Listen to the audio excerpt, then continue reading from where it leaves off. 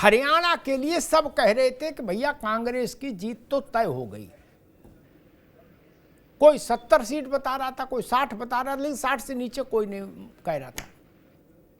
सारे राजनीतिक विश्लेषक और एग्जिट पोल भी उसी ओर इशारा कर रहे थे।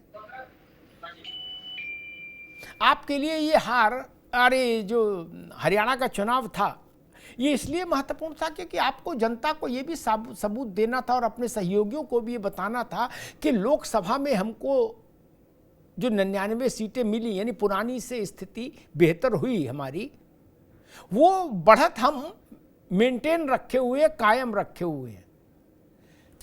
लेकिन हरियाणा ने तो चीजें बिल्कुल उलट पुलट कर दी, ध्वस्तीभूत कर दी। विवेक जी,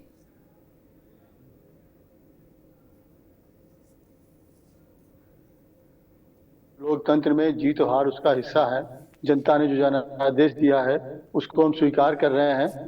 तो लेकिन इन चुनावों से देखिए, जनता या आप जो विश्लेषकों की बात कर रहे हैं और जो लोग जो ये बना रहे थे कांग्रेस जीत रही है, तो वो जीत रही थी। लेकिन जो कल जिस तरीके से नायब सिंह सैनी जी ने कहा कि हमारी पूरी तैयारी है, सब व्यवस्था हमने कर ली है, तो ये भी कहीं न कहीं से एक सवालिया निशान बनाता है कि ये क्या व्यवस्था कर ली गई थी, क्या तैयारी थी, जिसकी वजह से जो नतीजे बिल्कुल उलट आए। विवेक जी, अब आपको नहीं लगता कि अब गंगा में बहुत पानी बह गया है? समीक्षा करेंगे। विवेक जी एक मिनट, अब आपको नहीं लगता कि ऐसे चुटकुलों पर चर्चा करना ठीक नहीं कांग्रेस के लिए? कहां चक्कर में पड़े हो? जनादेश को जनादेश की तरह लो महाराज। नहीं, देखिए, जनादेश को तो हम स्वीकार कर रहे हैं, लेकिन जनता सब जान रही जनादेश ये जनादेश जो जनादेश नहीं है, ये जनादेश जो नायब सिंह सैनी ने कहा है कल शाम को, ये उसकी जीत है। ये कि सारी व्यवस्थाएं हमने कर ली हैं। तो ये लोकतंत्र में अपने आप की इस तरह के बयान देना और इनके परिणाम इस तरह से सामने आना, ये हमारी लोकतांत्रिक व्यवस्था, चुनावी व्यवस्था पे एक निशान जरूर लगाते हैं। ये अलग बात है कि पिछले 10 सालों में एक भाजपा सरकार ने, मोदी सरकार ने जो एक नैरेटिव बनाया और सारी सफलता को चुनावी जीत से जोड़ दिया। जनता नंबर 2 पे हो गई, जन कल्याण की बातें नंबर 2 पे हो गई, केवल हमारे मन की बात रह गई और केवल ये नैरेटिव हो गया कि जीतना है हमको, कैसे भी तरीके से जीतना है। ठीक है विवेक जी, जनता का। और आप जानिए हरियाणा में, आप बताइए क्या जवान, क्या किसान, क्या पहलवान, कौन सा वहां खुश था? सारे आपने खुद ही कहा कि सारे एक डायरेक्टली वहां कांग्रेस जीत रही है। लेकिन जो परिणाम आए हैं वो निश्चय ही उनको हम स्वीकार करते हैं, लेकिन इन परिणामों की हम समीक्षा करेंगे, रणनीतिक पुनर्समीक्षा होगी। लेकिन ये कहीं न कहीं से इन परिणामों में जो नायब सिंह सैनी ने कहा है उसकी अब रुक जाइए। कांग्रेस की स्थिति सुधरे भी तो कैसे सुधरे? वो तो ये उसकी सुई एक ही जगह आके अटक गई कि जहां जीते वहां राहुल जी ने जिता दिया और जहां हारे वो कहते वो तो भाजपा वालों ने गड़बड़ कर लिया। इनको ये नहीं दिखाई दे रहा कि कांग्रेस में वहां जूतों में दाल बट रही थी। हरियाणा में क्या पार्टी जीत नहीं रही और 36 मुख्यमंत्री के दावेदार ताल ठोक रहे थे एएनआई के कैमरे पे, बोले हम भी है, बोले तुम हटो पीछे, हम आए नहीं, वो नहीं दिखाई दे रहा। करीब नायब सैनी ने कहा कि व्यवस्था कर ली इसलिए हम हार गए। नायब सैनी के भरोसे चुनाव लड़ रहे थे क्या आप? गजब हाल है। आप वो नहीं देखे कि रणदीप सुरजेवाला भी मुख्यमंत्री का दावा ठोक रहे थे, और तो और छोड़ो, ये नहीं देखा आपने? हुड्डा हाथ में लाठी लिए थे कि हम घुसने नहीं देंगे किसी को। ये स्थितियां अपने घर की भी तो देखो महाराज। आपको किसने रोका था? आप अखिलेश यादव को, मायावती जी को और अरविंद केजरीवाल को, तीनों को अपने अलायंस में रखते? किसी ने रोका था? कि नायब ने रोक लिया था आपको? नहीं ना। पर्चा में एक भी सवाल ठीक किया नहीं और करे नंबर नहीं आए। बताओ उस बच्चे का कोई क्या करेगा? ये भी तो देखो कि कॉपी में लिखा क्या था। जोशी साहब, आपके साथ तो मध्य प्रदेश पार्ट 2 हरियाणा में भी कर दिया था इन लोगों ने, जैसा मध्य प्रदेश में किया था कि भाई एक भी सीट नहीं देंगे, कमलनाथ ने कहा कौन है अखिलेश, अखिलेश हम जानते नहीं। यही बात यहाँ हुड्डा जी के सुपुत्र दीपेंद्र ने कह दिया कि नहीं अखिलेश का यहाँ कुछ नहीं है ना, नो। अब आपको भी उम्मीद जगी होगी कि ना अब आया ऊंट पहाड़ के नीचे, नहीं। हमको कुछ मित्र लोग बता रहे थे पत्रकार कि आज समाजवादी पार्टी कार्यालय में लखनऊ में नेता लोग देख रहे थे चुनाव परिणाम, तो वो बड़े प्रफुल्लित थे, कह रहे थे अब कांग्रेस हैसियत में आ जाएगी।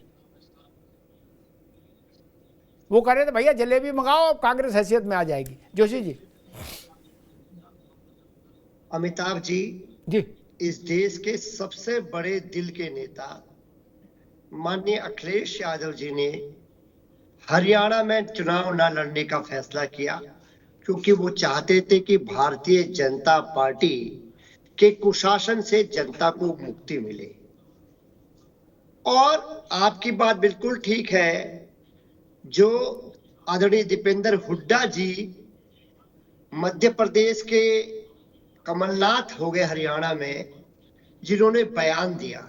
और हरियाणा, चूंकि हम जहां रहते हैं वहां से हरियाणा बहुत दूर नहीं है, हमारे रिश्तेदार हमारे दोस्त बहुत वहां रहते हैं, तो जो हम देख पाए हरियाणा की 90 सीटों में बहुत सारी सीटें हैं जिसमें ओबीसी वर्ग बहुत ज्यादा महत्वपूर्ण है। और मुझे कहने में कोई संकोच नहीं, इस देश में ओबीसी के अगर सबसे बड़े नेता है तो केवल माननीय अखिलेश यादव जी है। कांग्रेस उनका लाभ ले सकती थी, लेकिन कांग्रेस अगर लालू यादव छोटे हो गए, जोशी जी लालू जी छोटे हो गए, हमें लगा था लालू जी को बताओगे, अब तो रिश्तेदारी भी है आप भी। अब लालू जी सुनेंगे वीडियो तो उनके दिल पे क्या बीतेगी। अमिताभ जी, आप ही ने मैं तो खैर 30 साल से पॉलिटिक्स में हूं, लेकिन आप जैसे पत्रकारों ने ही एक सिखाया है कि राजनीति में जो संख्या बल होता है ना, वो तय करता है कौन आज बड़ा लेता है जी। मेरे ख्याल से आपको याद नहीं दिलाना पड़ेगा, उत्तर प्रदेश में 37 सीटों के साथ हम लोग बैठे हैं, 6 हमारे अलायंस कांग्रेस ने जीते हैं। तो आप ही तय कर लीजिए आज ओबीसी का नेता। मैं तो गेंद आपके पाले में छोड़ देता हूँ। नहीं, मैं आपके साथ खड़ा हो गया। आपने कहा हाँ अखिलेश जी सबसे बड़े नेता, मैं कहूँ अखिलेश जी ठीक बात है। अब जब तक तेजस्वी इसका काउंटर नहीं करे तब तक यही बात ठीक है जी। मैं तो सरल व्यक्ति हूँ, मैं तो आपको बड़ा भाई हो, मेरे बड़े हो और आपसे मैं सीखता रहता हूँ, आप पे छोड़ दी गेंद। ठीक, पहला विषय। ठीक। दूसरा, ये अभयदान भी आज नहीं चलेगा। आदरणीय मोदी जी के नेतृत्व में हरियाणा में चुनाव जीते हैं, तो महाराज जम्मू कश्मीर में किसके नेतृत्व में हारे, ये भी एक चर्चा का विषय होना चाहिए। तो इससे भी आज उनकी कितनी लीपा पोती कर लीजिए आदरणीय मोदी ब्रांड की, तो आपको जम्मू कश्मीर में हार का ठीकरा भी देना पड़ेगा अगर यहाँ पर आपको उनको यश देना है तो। क्योंकि आप बैलेंस ना करें, जनता बैलेंस कर रही है। जनता बता रही है कि वहां मोदी जी के नेतृत्व में हारे, क्योंकि ऐसा तो होगा नहीं कि हरियाणा में मोदी जी के उसमें जीत गए और जम्मू कश्मीर में हार गए। तो ये भी देश देख पा रहा है, यानी कि जो भारतीय जनता पार्टी की जम्मू कश्मीर में जो नीतियां थी वो फेल हैं जनता की नजर में। आज ये भी एक देश में परिणाम आया जी। जोशी जी ने कहा कि देश में सबसे बड़े दिल के नेता अखिलेश जी ने हरियाणा में चुनाव लड़ने से इनकार कर लिया ताकि धर्मनिरपेक्ष ताकतें जीते। ये सच है, लेकिन आधा सच है। पहले समाजवादी पार्टी ने वहां अहिरवाल इलाके में सीटें मांगी थी कांग्रेस से, चुनाव लड़ना चाहती थी सपा, कांग्रेस ने सीटें देने से इनकार किया तो अखिलेश जी ने अपने को पीछे कर लिया, फिर आप ही लड़ लो। ठीक, प्रैक्टिकल बात यह थी कि फिर उन्होंने कहा फिर आप ही लड़ लो भाई, ठीक है हम पीछे हो जा रहे हैं। खैर, दूसरी बात आई, जोशी जी ने जम्मू कश्मीर की कही। जम्मू कश्मीर और या मान लीजिए नागालैंड, जम्मू कश्मीर, मिजोरम, ये सारे राज्य महत्वपूर्ण हैं, सारे भारत के राज्य हैं, लेकिन हर राज्य की राजनीतिक स्थितियां दूसरी हैं। देश में कितने लोग ऐसे हैं जो ये मानने को मानते हैं कि जम्मू कश्मीर में भाजपा मेजॉरिटी में ये सरकार बना लेगी। भाजपा के भी लोग नहीं मानते, टीवी बोल रहा अलग बात है क्या। लेकिन हरियाणा में जब हरियाणा का जन्म हुआ था तब से लेके आज तक कोई पार्टी तीसरी बार जनादेश नहीं पाई, कोई पार्टी। ये छोटी बात नहीं जोशी साहब। कबूतर को कबूतर और खरगोश को खरगोश कहो, खरगोश को कबूतर और कबूतर को खरगोश ना कहो। आज तक कभी ऐसा नहीं हुआ, इसीलिए मैंने शुरू कहा मिरेकल हो गया, छोटी बात थोड़ी ना है। खैर, रोहित अग्रवाल जी, जी सर। हरियाणा और आपकी पार्टी का प्रभाव क्षेत्र जो है पश्चिमी उत्तर प्रदेश, वो बिल्कुल मिला मिला है। एक जाट फैक्टर भी महत्वपूर्ण होता है वहाँ हरियाणा में। आपकी पार्टी का भी की फैक्टर जाट फैक्टर है। हरियाणा की जीत के बाद अब कैसे देख रहे हैं चीज़ों को? सुनने में आया कि आपके लिए तो कर हरियाणा की जीत से पहले मीरापुर वाली सीट भाजपा ने तय कर दी थी, भाई ये आरएलडी को देंगे जी। देखिए अमिताभ जी, एक बात बिल्कुल साफ हो गई अब हरियाणा के चुनाव में कि राष्ट्रीय लोकदल और भारतीय जनता पार्टी का गठबंधन किस तरीके से रंग दिखा रहा है वो हमको और आपको दिखाई पड़ रहा है। हरियाणा के अंदर जिस तरीके से जो जाट बाहुल्य सीटें हैं, एग्जैक्ट नंबर तो अभी आ जाएगा थोड़ी देर में, और उस जाट बाहुल्य सीटों में भी भारतीय जनता पार्टी के कैंडिडेट्स कहीं ना कहीं जीतने का काम किया है। जिनको ये लोग बता रहे थे कांग्रेस वाले की तो 100% इधर है हमारी तरफ, वो तो कहीं इधर उधर जा नहीं रहे, तो वहां भी माननीय जयंत चौधरी जी के प्रभाव से जाटों ने भी भारतीय जनता पार्टी को वोट देने का काम किया। और हरियाणा में जिस तरीके से लैंडस्लाइड विक्ट्री हुई है तीसरी बार, ये दिखाता है कि जनता का विश्वास, जनता का मत कहीं ना कहीं एनडीए के साथ है। और यही आज जो घमंड है कांग्रेस का, सिर्फ और सिर्फ आपको बहाने ढूंढने, मैं तो समझ नहीं पाता हूँ 50 साल जिस पार्टी ने राज किया हो देश में, वो जनता की नब्ज नहीं समझ पा रही है। अभी कांग्रेस के प्रवक्ता कह रहे थे कि सब पहलवान परेशान है, जवान परेशान है। अरे परेशान होता तो भैया ये वोट कहां से आ रहा है? ये वोट तो भैया पहलवान और जवान ने ही दिया है ना, व्यापारियों ने ही दिया है ना, महिलाओं ने ही दिया है ना। आप निरंतर अनर्गल बातें करते हो, आप देवी देवताओं का अपमान करते हो, लोगों की भावनाओं को ठेस पहुंचाते हो।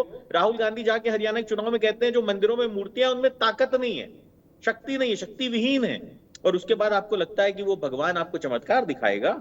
देखो ना चमत्कार भगवान का, देखो जो जीतती हुई राज्य को आप हार के आए हो, उस चमत्कार को देखो। ये उसी की लाठी है, ये उसी की लाठी है। क्योंकि यहां इंसान लाठी लेके खड़ा रह जाता है कि लठ लेके खड़े हैं, जब उसकी लाठी चलती है ना तो आवाज नहीं आती है। और आज जो आपकी दशा हुई है, कांग्रेस की दशा हुई है, इसके लिए कांग्रेस स्वयं जिम्मेदार है कि वो ना जनता की भावनाओं को समझती है, ना जनता के मन को समझती है, और सिर्फ अनार्गल विलाप करके वो इस तरीके से माहौल बनाने की कोशिश करती है कि ऐसे कांग्रेस ही एक विकल्प हो। आज सुबह मैं देख रहा था, इनके एक बहुत बड़े नेता है पवन खेड़ा जी, उन्होंने इस तरीके का बयान दिया जब एक रुझान दिखना शुरू हुए कांग्रेस के पक्ष में कि घृणा हो गई है जनता को भारतीय जनता पार्टी से। उस घृणा का आपको जो है रिजल्ट दिखाई पड़ रहा है। अब घृणा किससे हुई भाई?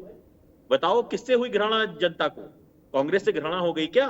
अरे कम से कम इतना तो समझो कि वो भी आपके देश के राजनीतिक दल हैं। आप अपनी व्यक्तिगत महत्वाकांक्षा के लिए कम से कम इतना तो मत गिर जाओ कि आप एक राजनीतिक दल को जो सत्ता में है, केंद्र में सत्ता में है, राज्य में सत्ता में है, उसको आप कह रहे हो घृणा हो गई है जनता को।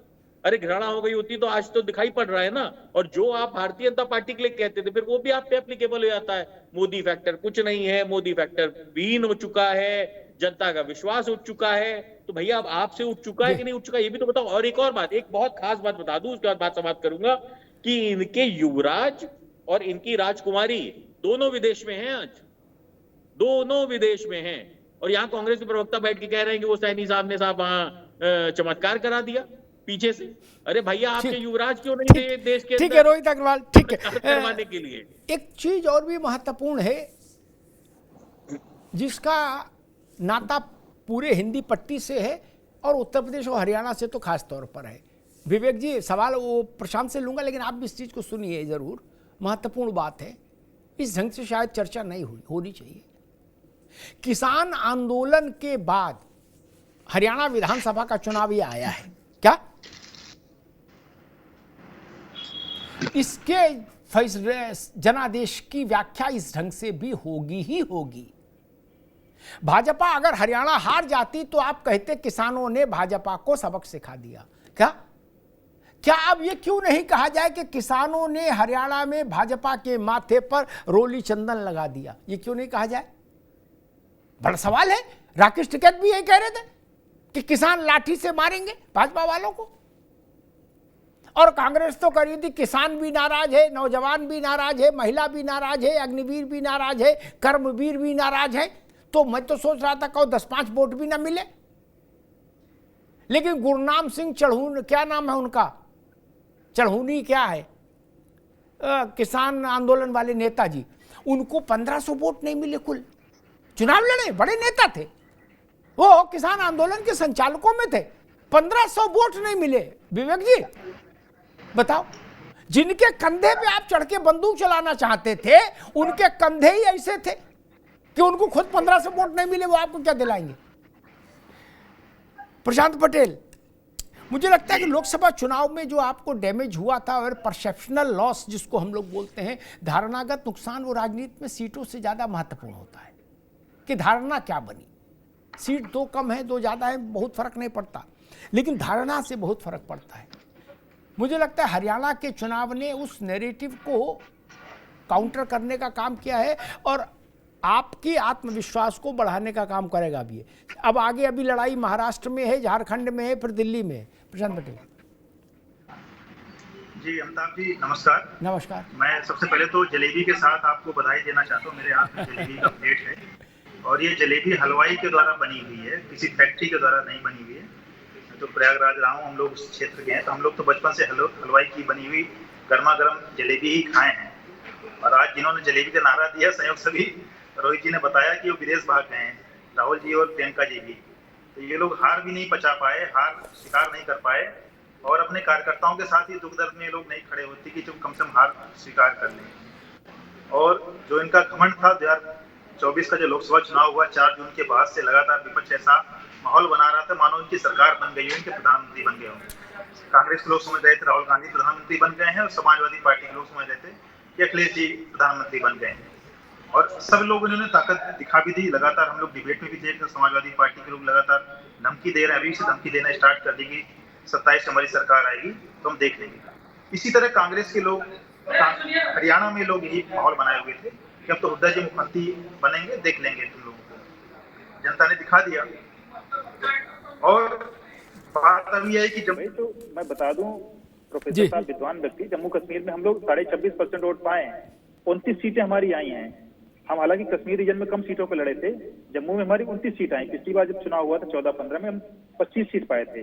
दूसरे नंबर पर वहाँ नेशनल कॉन्फ्रेंस है और समाजवादी पार्टी की सहयोगी पार्टी है कांग्रेस, वहाँ खाली 6 सीट पाई है। तो हम कोई जम्मू कश्मीर हारे नहीं है। कश्मीर में तो हमें वोट मिलता नहीं, हम वहाँ से उम्मीद भी नहीं किए थे।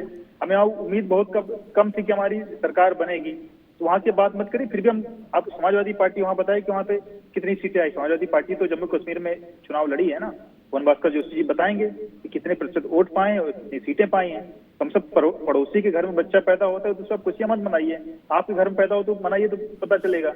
हरियाणा में आपकी तो लड़ने लायक हैसियत बची नहीं, आपको किसी ने भाव नहीं दिया, ना हिम्मत पड़ी। मध्य प्रदेश में भी आपको दिखा दिया गया। और हम लोगों ने तो लगातार जनता के बीच में रह के काम किया। हरियाणा में भी हमारा परसेंटेज 40% वोट परसेंटेज गया। हर जाति का, हर वर्ग का वोट मिला है।